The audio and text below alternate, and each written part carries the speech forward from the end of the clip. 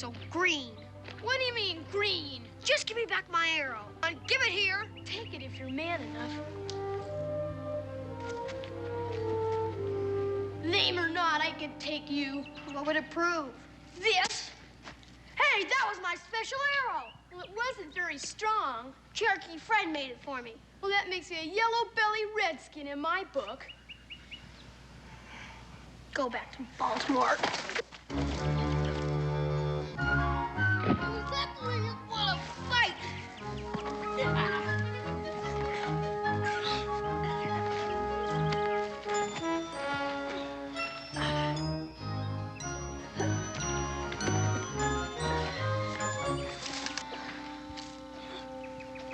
Don't eat him, Mr. Dobb.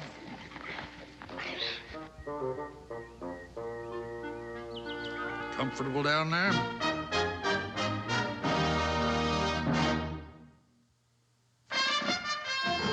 Daniel Boone was a man, yes, a big man, with an eye like an eagle and as tall as a mountain was he. Daniel Boone was a man, yes, a big man. He was brave, he was fearless, and as tough as a mighty oak tree. From the coonskin cap on the top of old Dan to the heel of his rawhide shoe, the rippin'est, roaring'est, fighting'est man the frontier ever knew. Daniel Boone was a man, yes, a big man, and he fought for America to make all Americans free. What a Boone wanted to do and what a dream come true was he.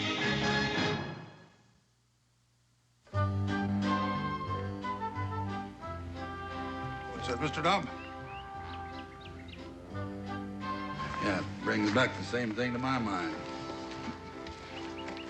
Who are you talking to? Mr. Dobb. Where is he? I don't see anyone. Well, how many could see you if you were over 2,000 years of age? 2,000 years of age? Do you remember about the prophet Elisha? You mean from the good book? Yeah. He went around curing polluted wells and springs so that people wouldn't die of thirst and the cholera. He inherited the prophet Elijah's mantle. He went around doing some hocus pocus of his own, by and large, doing good and throwing in some free amusement. Remember what happened then? They ran him out of town. In them days, folks didn't understand that everybody's got to give and take up a hand now and then, as Mr. Dobb says. Why should they? That's what kept Cain in hot water. Well, it was either get out or be rid out on a rail for Elijah, so he got. But that town was rife with pesteriferous young'uns. Learned it from their elders, I presume, because nobody's born mean. You know a lot, don't you? Well, I depend on Mr. Dobb's wisdom a lot here. Without him, I suppose I'd be just an ordinary man. Well, Elijah went, but 42 of the worst of them young'uns trailed after him, hurling mockery and mud until Elijah lifted up his eyes. He said, Lord, I've just took about all of this that one saint could take. Well, the Lord sent 2 bears out of the nearby woods. I suppose you remember what happened. They got it up? 41 by Mr. Dobb here. The other bear was just a mere cub. You mean Mr. Dobbs is a bear? Dobb means bear in the Hebrew tongue. I don't suppose you could show me the way to Boonesboro, could you? Sure, that's where I live. Ah, what a coincidence. Take the road south and take the right fork when you come to it. Oh, well, I'll try to remember that. What is it? Oh, Mr. Dobb reminds me that we'd deem it an honor if you 2 young men would ride along with us and show us the right fork. I guess so, sure. My team and Dre await.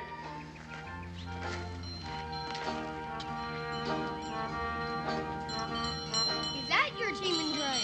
Yep, if you'll find places for yourselves.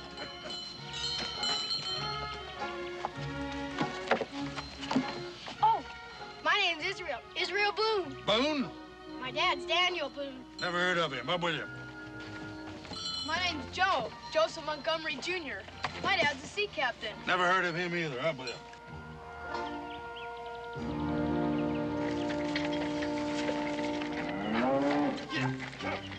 Yeah. Steady, you beast. Steady as she goes. goes. Easy there. There. There. Hold still now. Jump. Come here, jump. Come here. Now, hold still. Hold it.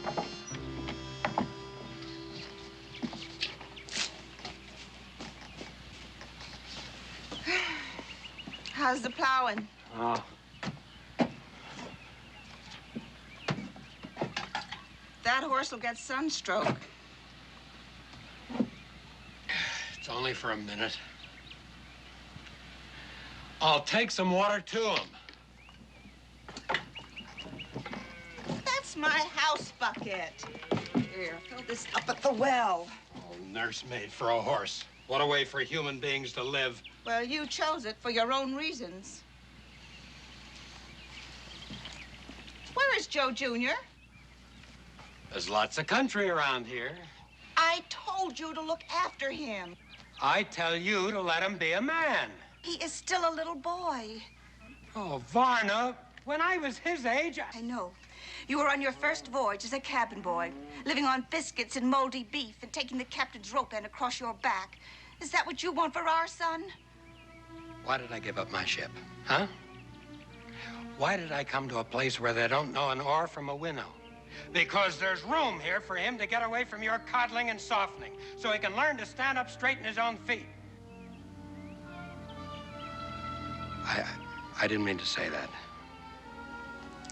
It was an accident. Well, was it an accident that you never let him out of your sight from the day I embarked until my voyage is ended? Was it by accident that you tried to leech out of him everything a man wants to see in his son?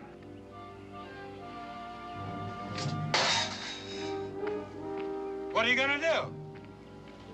Explore Kentucky for him?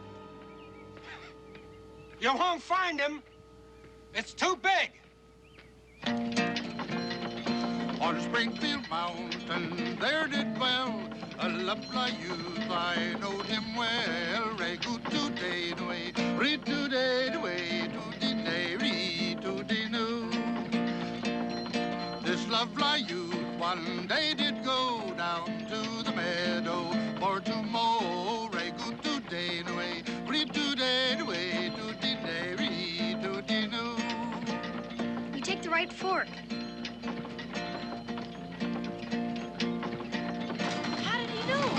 Mr. Dobbs trotted along there to show him.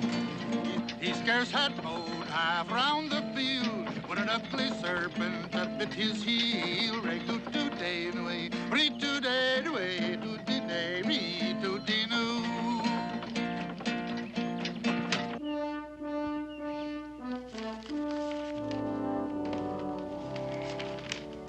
There you are, Donald. Finest land in the Western Hemisphere. And 1,500 acres of this land that you choose will be deeded over to you, tax-free, when you finish the exploration.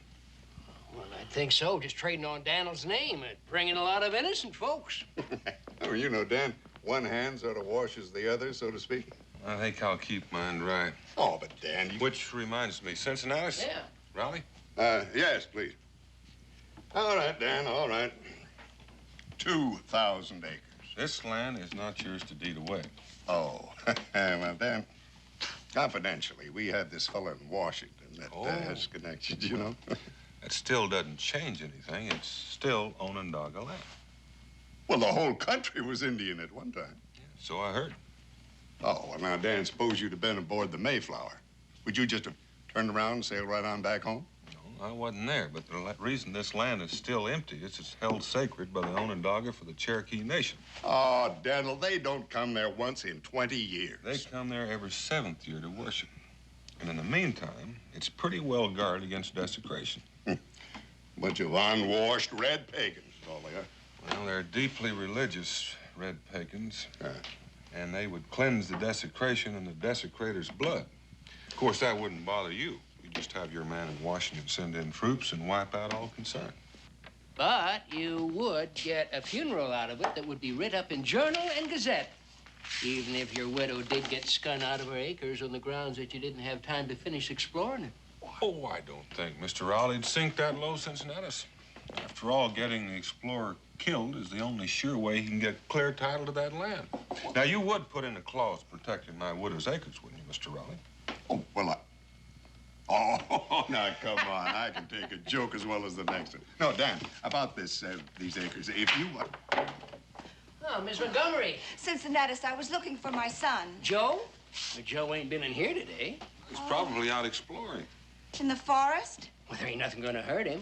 Unless maybe he runs into somebody's trap or into a panther. A panther? Oh, Mr. Boone, what'll I do? Just a little frontier humor, Miss Montgomery. I wouldn't worry. My own boy is out bow and arrow hunting. Your boy isn't a cripple. Well, the boys usually like to hang out at the blacksmith shop. Oh, yes, thank you. I'll go look there.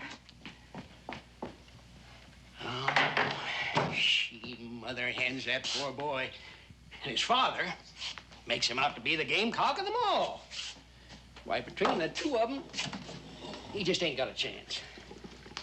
Well, I guess at the right time, like all the rest of us, he'll take matters into his own hands. Yeah. Well, now, what do you think of the new position of my bar, huh? I don't know whether I'm going to ever get used to it or not, but got a little more elbow room. Dan, now about my proposition. Wait. If you want... It can't be. I'll bet it is. Is who? Rudy-doo. Now, Molly had a rotten tooth, and so the poison killed them both right good today. Tooty-nay, tooty-noody-doody, tooty-nay. Hold him up there, Mr. Dobb. See that? He didn't even touch the reins. Of course not. Mr. Dobbs says all that. Who's he? Prater Beasley. Who? Prater Beasley.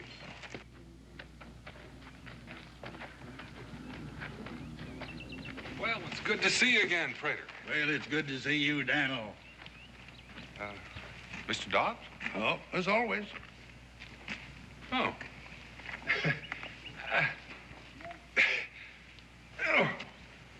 Well, he doesn't know his own strength. He never did. Oh, he wishes me to tell you that he's sorry. Well, tell him not to give it another thought. Well, I've just met your hope for the future here. You said you didn't know my pa. I'm an egregious liar. You are? Ask your pa. What's egregious, Pa? Egregious? Well, tall tale's an egregious lie.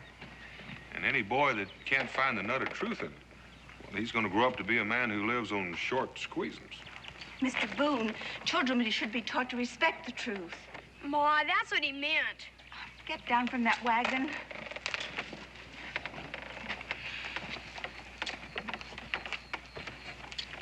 What's happened to your clothes? I guess I meant I got into a fight. Ah, you're beginning to amount to something. Did you win? Did you knock his block off? No, sir, we didn't finish it. Didn't finish it.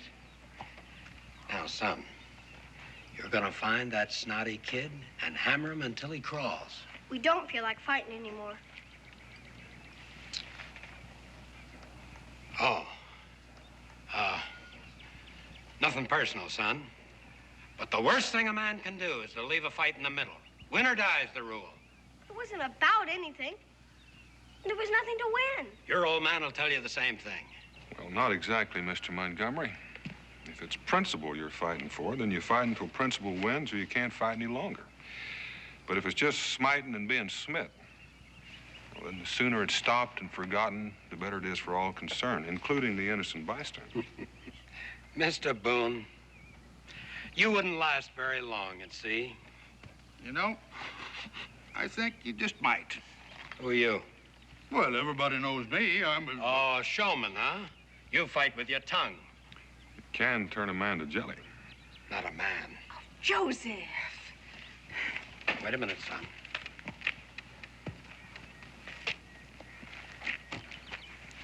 I intend to have this out. It's out.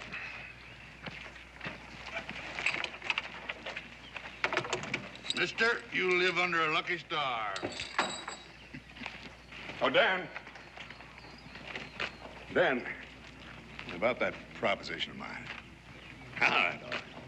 I'll make it 2,500 acres. Free and clear when you finish the exploration, and that is my last word. I wouldn't touch those acres if they were planted and the corn was 6 feet tall. What's the matter, you afraid? No, I wouldn't put it just that way, mister. No. I wouldn't have either once upon a time.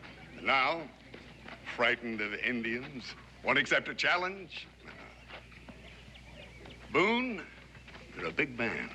Because once you had guts enough to open up a chunk of Kentucky, well, any man that would do the same can be just as big and rich in the bargain. All right.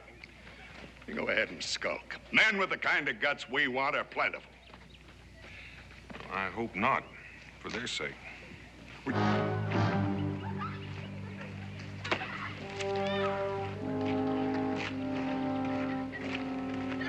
Mister. Yeah? Hey, about that property I heard you talking about.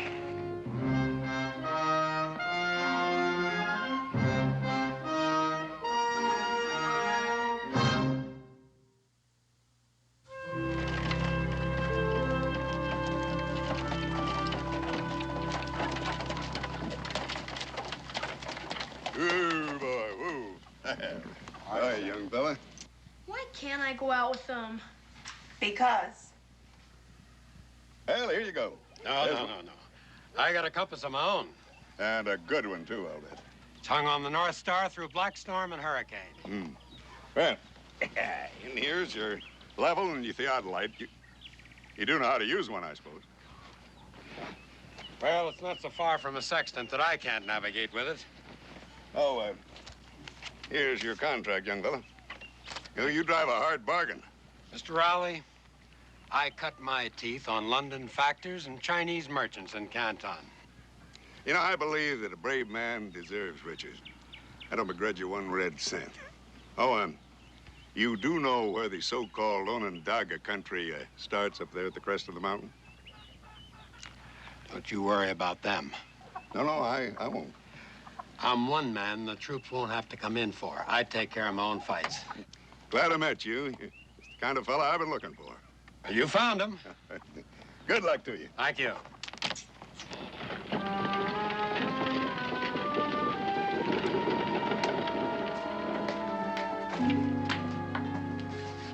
Hey, son, why don't you come outside?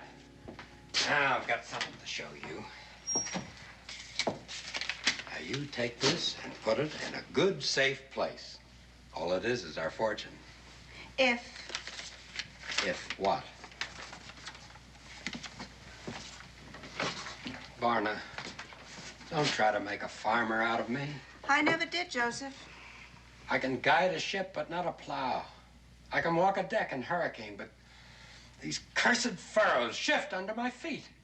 Do you think mountain rocks will be easier? I think so. It'd be more like a deck in a hurricane, I think. Hold your tongue, Joseph Jr. I think the boy's put his finger right on it. Son, how'd you like to go with me? Can I? You bet you can. Go outside, Joseph. Barna, the boy's going with me. Outside.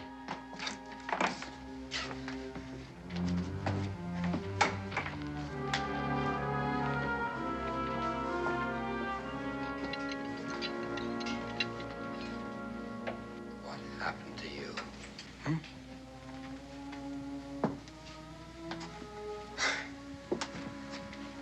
When I first knew you, you were so gay, and so pretty, and so loving.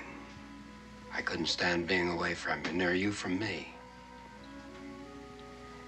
And now? My son's a cripple. I will protect him. I won't have a son anymore if you keep him from going with me when the time comes. Joseph. Son or a wife, neither one. I'll be done with the two of you. I'm going and no one could stop me. Oh, landlord, fill the flowing bowl until it doth run over. Landlord, fill the flowing bowl until it doth run over. For tonight we'll merry, merry be. For tonight we'll merry, merry be. For tonight we'll merry, merry be. Tomorrow we'll be sober.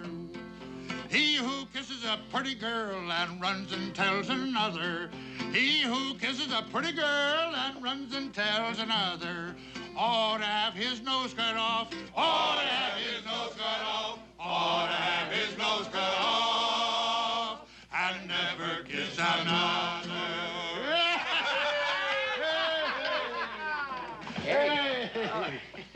Mr. Dobb, grateful to the throat, but not the equal to our still. He's a connoisseur by instinct. I've never seen him touch a drop. That is a mighty fine song for a tavern. Patrick Henry's favorite. Oh, I suppose you was a close friend of General Washington, too, huh? Not only to nod to, but Patrick Henry. Gentlemen, if it weren't for the potions that I mixed for him, he'd be a lorn bachelor today. Yes, sir, I was there, and you know I haven't got the imagination to make something up like that. You know, Prater, that was the last time I saw you. After that, you sort of disappeared into the earth. Well, been going to and fro on the face of it, down in Mexico to talk to the Zunies and back into ancient Egypt with the pharaohs and the magicians. You got a mighty long bow. But that time you cracked it. I'm used to disbelief, yeah. Check with Daniel. Oh, you mean you was there too, Daniel? No, but it's a solemn truth. You know, he reads books like you and I read the sky for weather signs. I never thought of that. Well, that's part of what I meant about when I said the nut of the truth of his egregious lies. I'll drink to that. Prater Beasley, you will be missed when you leave here, and that is solemn truth. Well, we ain't going. Mr. Dobb and me's a little bit weary of going to and fro. For this century, anyway. We're settling. In Boonesboro? No finer place for healing herbs and simples. Prater, I can't tell you how happy that makes me. And me, I'm going to tell you why. Because I just happen to have in my possession a cabin which is just made for you. And due to circumstances which I ain't going to mention, I can offer you a real bargain. And I'm sorry. Mr. Dobb and I already have a living place. Well, who'd you buy it from? Matter of fact, we didn't. There's a high hill just north of here. Indian Mountain. That divides us from the Onondaga's sacred ground. Yes, and just this side of the dividing line, there's a splendid large cavern. Bear Cave. Is that what they call it? I near lost my life up there once. I come on a she-bear with cubs. I remember that. That was about 6 years ago. Well, you know the funny thing? There hasn't been a bear up there since. All right.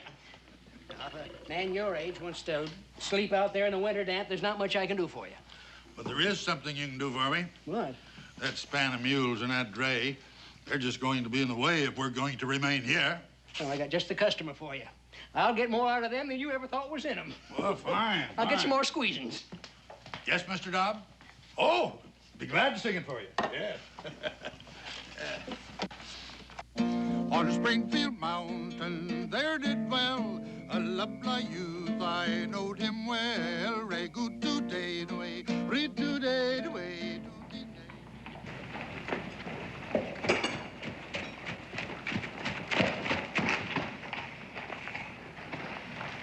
Israel, you better be careful about grabbing those horses' tails. You might get a hold of one sometime and doesn't like it. Yes, Pa.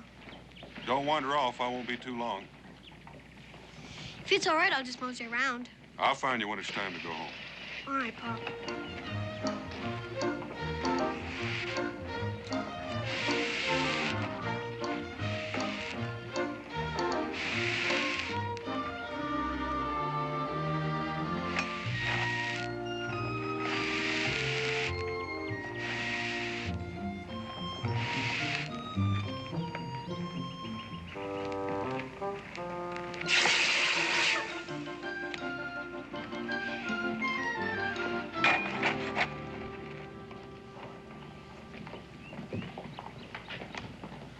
Pinwheel! Kick him out! Johnny jumped the fence. O. U. T. Period. That's pretty good mumbly peg. My mother had some pie to do at Cincinnatus' store. She made me come with her. I'm pretty good at it myself. Where do you want to start? Anything before around the horn is girls as far as I'm concerned. I take even to go first. 1, 2, 3. All right, you go first. Round the horn. Shave the peg. Cut right. And left. Ah, you missed. Oh, I get mad thinking I gotta wait for her until she's done. Around the horn. Everybody's family squabbles sometimes.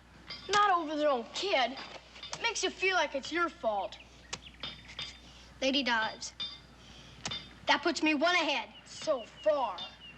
Hey, how'd you like to help me and Prater Beasley get the bears out of that old cave so him and Mr. Dobbs can live in it? When? Tomorrow. Pinwheel. Oops, I missed. Am I invited? In particular, I promised to tell you. Sure, I'd like to help. Israel, it's time to go. We'll finish this up some other time. Oh, Mr. Boone. Me and Izzy were gonna help Prater Beasley get set of the wild bears. No? Do your folks know about it? Papa just said he'd make a man of me. Better ask anyway. He's gonna take me with him far out in the forest, and that shows how he'd feel. Well, make sure your mother knows. Come on, son. If I know Pa, he's already greased his skids. You told her? I'll come by your house in the morning. Make it good and early. Prater Beasley wants to get settled in.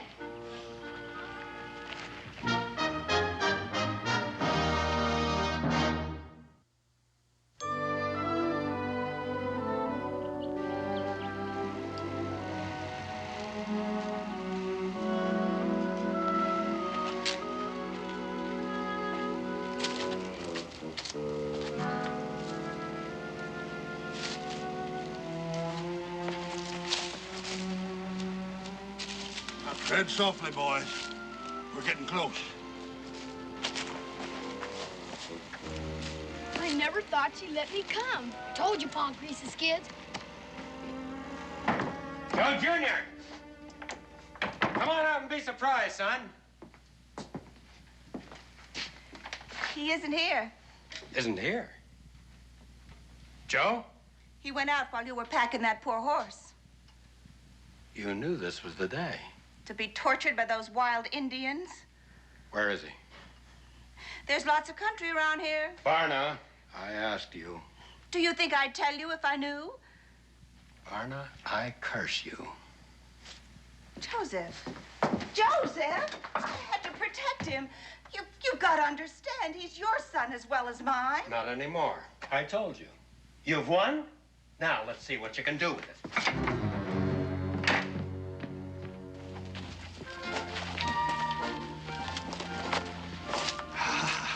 There she lies. How do we shoot them? Oh, it probably won't come to violence, but we'll spy out the land, see what we're up against. You mean we're going inside? Don't even breathe.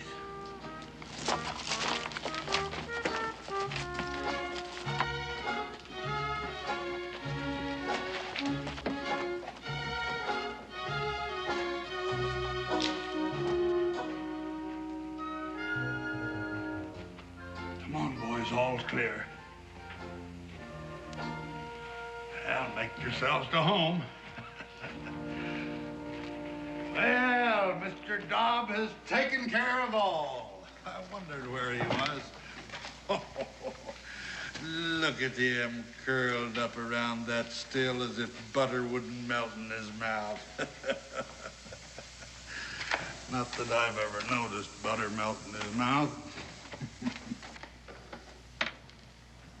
Boy, look at this war drum. Hold it! Hold it there, young Boone. Well, that's an Onondaga beat.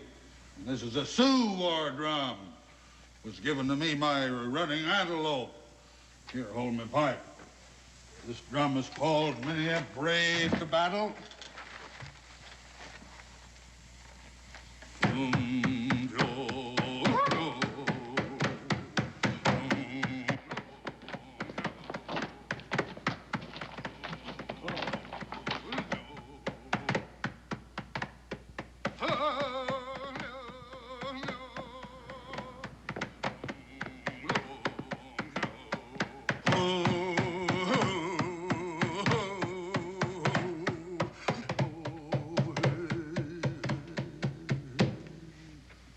does it mean?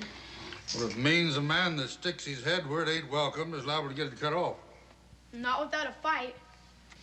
It depends on what you're fighting for, says Mr. Dobb. And Pa. Not mine. He will.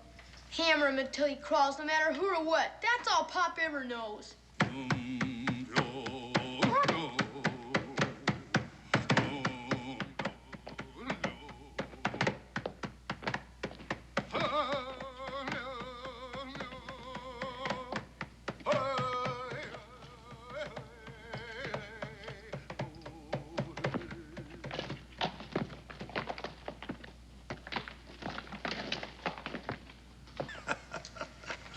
What's so funny?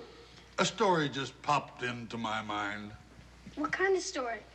An Onondaga fairy tale. Do Indians have fairy tales? Sure they do. Yeah, they sugarcoat their lessons to get them understood just like the rest of us. How does it go? Well, sit down, sit down. Make yourself comfortable. Well, as the Onondaga tell it, when pestered by their young, there was a man and his wife lived in the woods by themselves, and they had one boy about you fellas' age, and pretty soon they had another little boy. And after that, why, the mother, she went on to her ancestors. You mean she passed on? Mm-hmm. Well, the little baby stood, about as tall as that finger. There's a picture of him up there.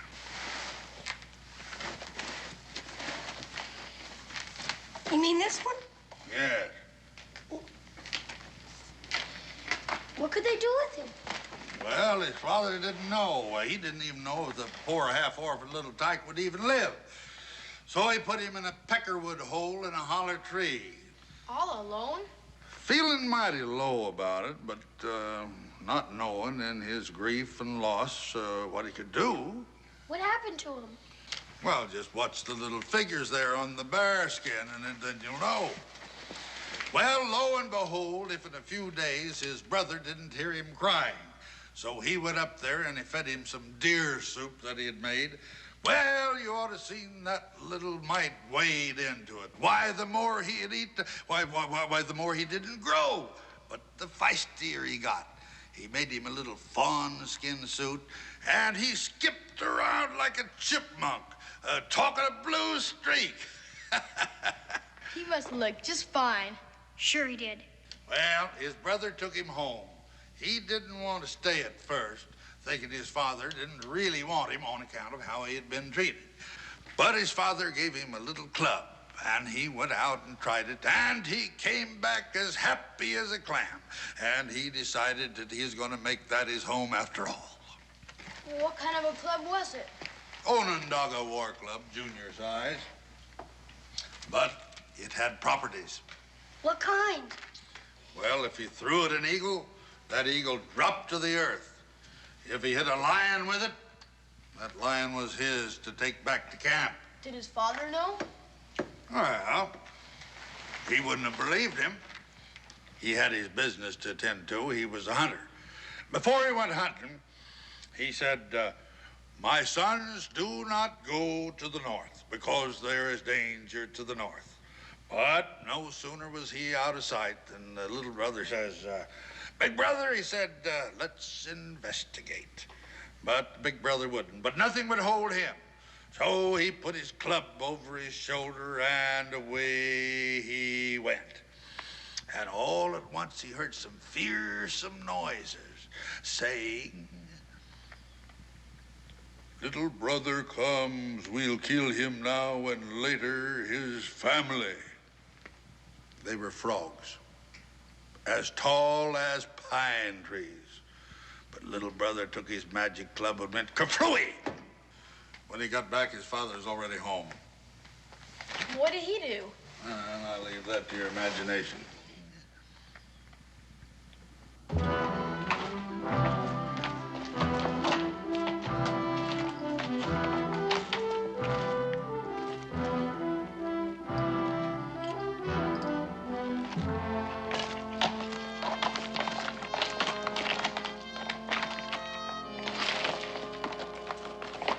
This time it was the South. And this time he took his brother along with him. I knew he was going to, didn't you? Well, they traveled along until they came to a tree so tall that it brushed the sky. Little brother says, I'm skinning up to see what's there. Well, up he skins. And up there he finds a nest. And in that nest, the children of the lightning. That kind of lightning? Yes. As hard and as glittery as diamonds, sharper than two razors, and hotter than the hottest fire. Dangerous. Most dangerous. But little brother, he hit him with his club, and down they come. Howsomever.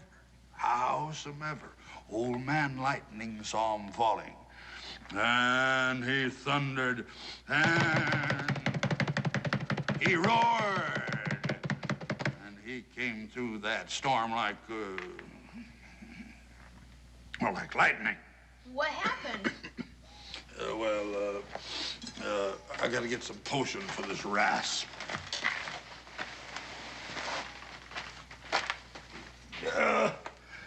Begging your pardon, Mr. Dobb.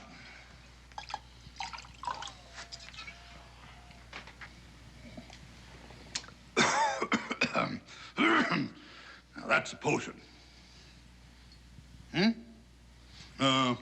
All right. It's better than having you at me with I told you so all the time. What happened to old Lightning? Well, little brother had to hit him twice to vanquish him. Is that the end? No, next his father warned against the east. And no sooner was he out of sight than there was little brother in the east, tangling with a giant they called Stonecoat because his jacket was a mountain that he'd carved out. A whole mountain? He was of that size, but little brother's club prevailed. When he got home, though, he told about it and he got the licking of his life for fibs. He didn't fib. Oh, no. Many years later, his father saw the mountain that was Stonecoat's coat. Stone Mountain, they call it now, and handsomely apologized. But then little brother was a big chief. How did he get to be? He still had the West ahead of him. That's right, and in its way the worst of all. Because there in the most beautiful forest living man had ever seen lived the most unbeautiful of all beings. Head bigger than 2 buffaloes, meaner than a poison snake, and he gambled. Gambled with all who came by for their lives. And never had he lost since time began.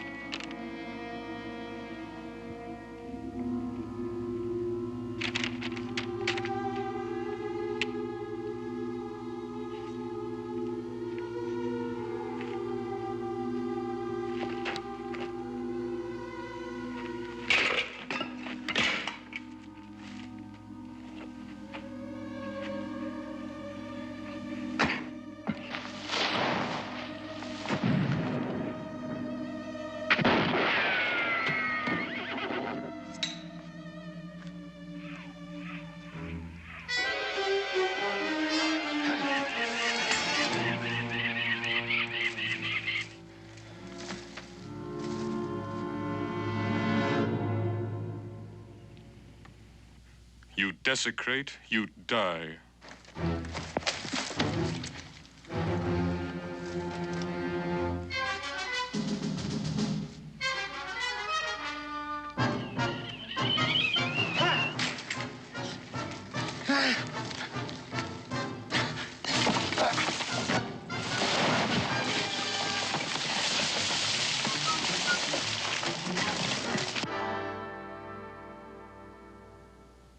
Yeah, well, afterwards, little brother, he let loose all the men that the gambler had there to hold them until he could take their lives. And the prisoners were so happy, they asked little brother to stay on as their chief. And he did. Well, not right away, no. He thought about it this way and that way, and finally he said that he'd be honored if they'd let him bring his relatives. And so they did. And I guess if we could find that forest right now, we'd find all those people living there with little brother. That's a good story. I'd like to have a club like that. Oh, you would? Well. Here we are. It's all yours. Take it along.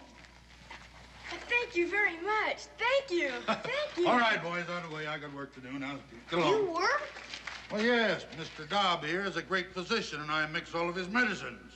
Thanks for the story. You're welcome. You don't suppose my club has properties? It has the properties that you find in it.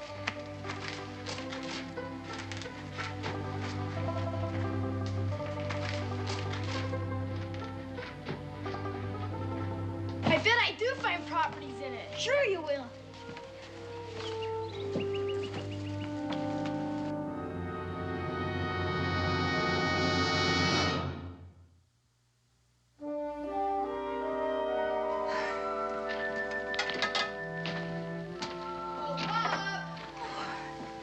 Joe, are you all right? Yeah, sure. Where's Pop? Oh, what's that? My own Doggo Work Club from Prater Beasley. That man gave you a war club? Oh, Joseph Jr., take care. I want to show it to Pop. What, your father isn't here? Is he still out in the barn? No. You sit down. Your lunch is ready. Where is he? At the fort?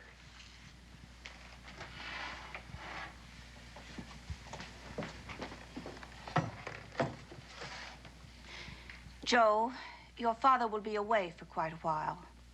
Not on the exploring trip. He promised to take me. Now, listen, dear. He promised. You wouldn't let him. Joe, it was dangerous. You don't want him to be my Pop. But that's nonsense. I was standing right under that window. I heard what he said. He was just upset. You called me a cripple.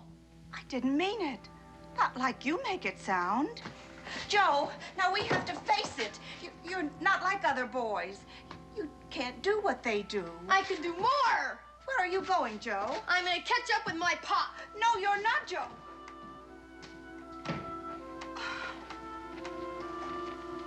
Oh, Joseph.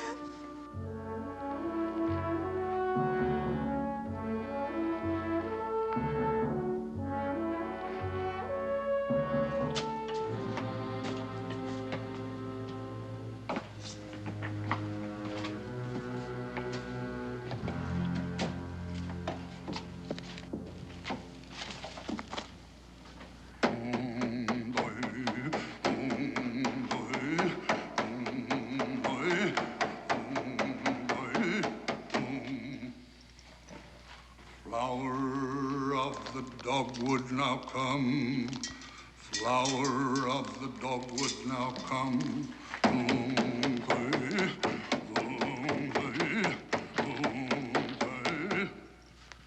Spirit of the red berry, arise.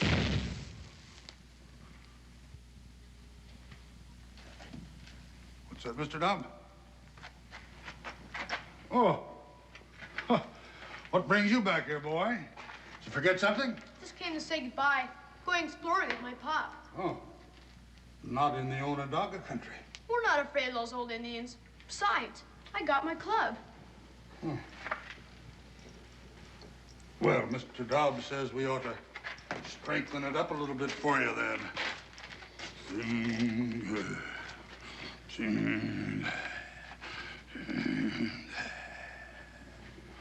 Yeah, that ought to do it. Thanks. Bye, Mr. Beasley. Goodbye, boy. Now take care of yourself. Yeah. I agree with you, Mr. Dobb. We ought to keep an eye on him. No offense to solemn things.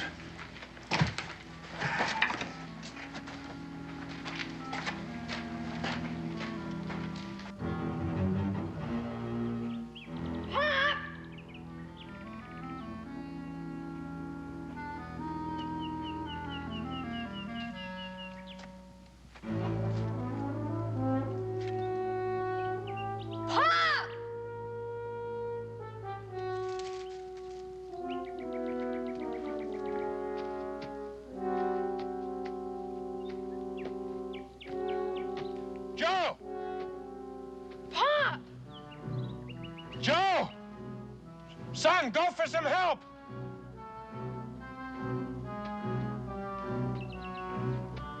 Son, no! Don't try to come down here.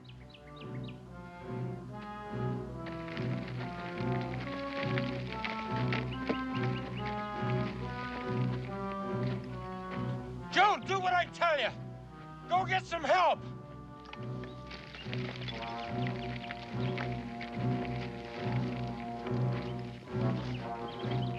Don't try it.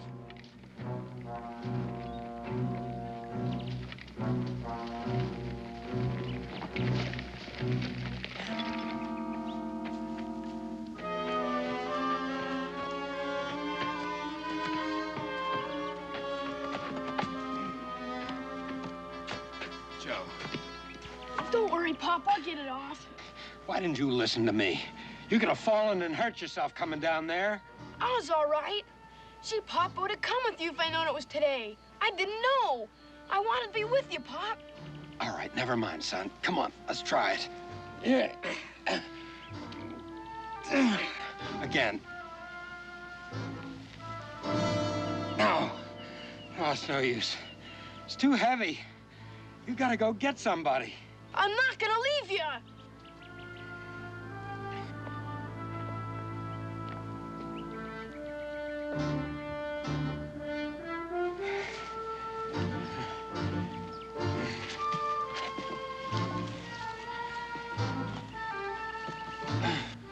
You're right, Mr. Dobb. It would be blasphemy to interfere.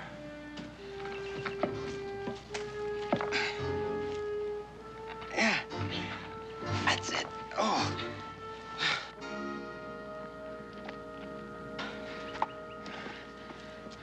All you gotta do now is stand up.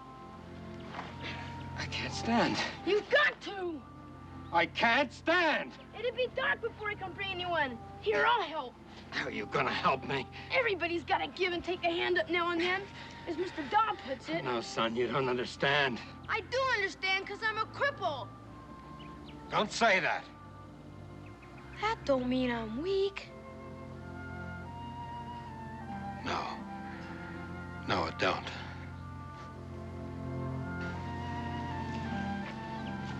Here, I'll lean on this. You lean on me. Put your hand on my shoulder.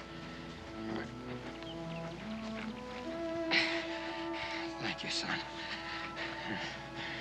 We'll make it between the two of us. Well, maybe I can help. Which leg is it? This one here? Yeah. Well, we'll see to it. Well, you won't need that anymore. We'll leave that for the Onondaga. He'll understand. But you said I'd find great properties in it. Well, you found them. Confidence, friendship, and the courage to know yourself. Now, we'll leave it.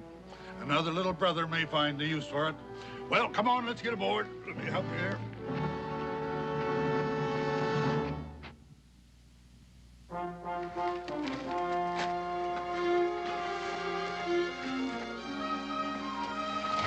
Boy, stop that! Varna. How? Oh, I'm learning. We'll never forget our stay here. It's just too bad you have to leave. Daniel, if you or your family ever have need of a sea voyage. Well, we may be calling on you sooner than you think. Good. And as for you and Mr. Dobb. Oh, you can trust his wisdom. Better get in the back. There'll be more room for your legs. All right. Joe can drive. Joe? Oh, yes, Pop, please. Don't you think it's about time he stood on his own 2 feet? If needs be, you can reach him out a helping hand. I'll take it. I've learned that. Prater, Beasley, you know what I'm gonna do as soon as I get shut of this. I'm gonna visit Stone Mountain. I want to see that giant's coat with my own eyes. Good. Bye, all. Get out.